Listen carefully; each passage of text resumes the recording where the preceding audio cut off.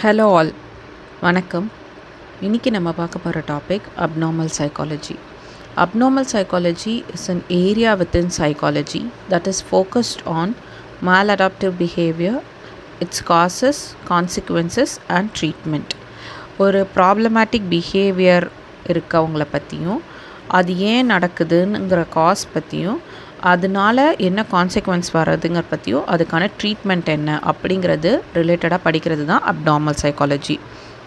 So இந்த சப்ஜெக்ட்ஸில் என்ன நம்ம வந்து ரொம்ப டீல் பண்ணுவோம் அப்படின்னு சொன்னால், ஒருத்தர் டிஃப்ரெண்ட்டாக இருக்காங்க, இல்லை அவங்களுக்கு ப்ராப்ளமேட்டிக் பிஹேவியர் இருக்குது அப்படிங்கிறதுனா, அவங்க எப்படி தங்களுக்குள்ளே ஃபீல் பண்ணிக்கிறாங்க, அவங்கள சொசைட்டி எப்படி ட்ரீட் பண்ணுது, அவங்க அந்த மாதிரி ஃபீல் பண்ணுறதுல என்னெல்லாம் விஷயம் அண்டர்கோ பண்ணுறாங்க, இந்த எல்லாமே நம்ம வந்து இந்த டாப்பிக்கில் படிப்போம். ஜென்ரலாக அப்நார்மல் பிஹேவியர் இருக்கவங்க ஒரு 4 திங்ஸில் டீல் பண்ண ரொம்ப கஷ்டப்படுவாங்க. ஒன்று வந்து அவங்களால ரேஷ்னலாக திங்க் பண்ண முடியாது, லாஜிக்கலாக திங்க் பண்ண முடியாது.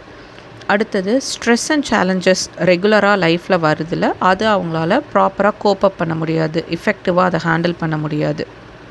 அண்ட் நம்ம ஆல் த்ரூ அவர் லைஃப் நம்ம வந்து வேரியஸ் ஸ்டேஜஸில் நம்ம வந்து different types of stress or challenges face பண்ணிக்கிட்டே தான் இருப்போம். ஸோ அதை எப்படி எஃபெக்டிவாக கோப் பண்ணுறது, அதுலேருந்து எப்படி தாண்டி வர்றது அப்படிங்கிறதுக்கு அவங்க கொஞ்சம் கஷ்டப்படுவாங்க.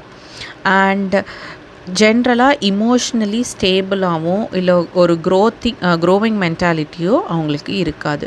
ஸோ இதுதான் ப்ராப்ளமேட்டிக் பிஹேவியர் உள்ளவங்களோட ட்ரெய்ட்ஸ் ஆர் அவங்க கஷ்டப்படுற விதம். நெக்ஸ்ட்டு, இப்போ இந்த அப்நார்மல் சைக்காலஜியில் நம்ம ப்ராப்ளமேட்டிக் பிஹேவியர் இருக்கவங்கள பற்றி டீல் பண்ணுவாங்க அண்ட் லேர்ன் பண்ணுவாங்கன்னு சொன்னேன். இப்போ அவங்களோட மென்டல் ஹெல்த் என்ன ஆகும் ஜென்ரலாக அப்படின்னு சொன்னால், அது நம்ம வேரியஸ் சப்டிவிஷன்ஸாக நம்ம வந்து செக்ரிகேட் பண்ணோம் அப்படின்னு சொன்னால், low self regard about themselves, அதாவது நான் எனக்கு நல்லது இல்லை, எனக்கு எதுவுமே நல்லதே நடக்க மாட்டேங்குது, நான் நல்லவனே கிடையாது, ஆர் நான் நல்லவ கிடையாது, நான் ரொம்ப மோசம், அந்த மாதிரி அவங்களே தாழ்த்தி நினச்சிக்கிறது. டிஸ்டார்ஷன் ஆஃப் ரியாலிட்டி, அதாவது இங்கே இருக்க எல்லாருக்குமே என் மேலே ஒரு வெறுப்பு, யாருக்கும் என்னை பிடிக்கலை, எல்லோரும் என் மேலே கோவமாக இருக்காங்க, அந்த மாதிரி ரியாலிட்டியில் இருக்கிறதுக்கும் அவங்க வேறு மாதிரி பிஹேவ் பண்ணுவாங்க.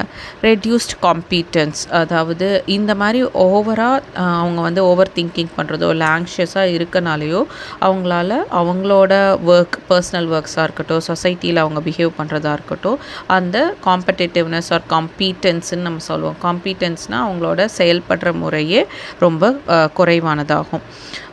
Anxiety, depression.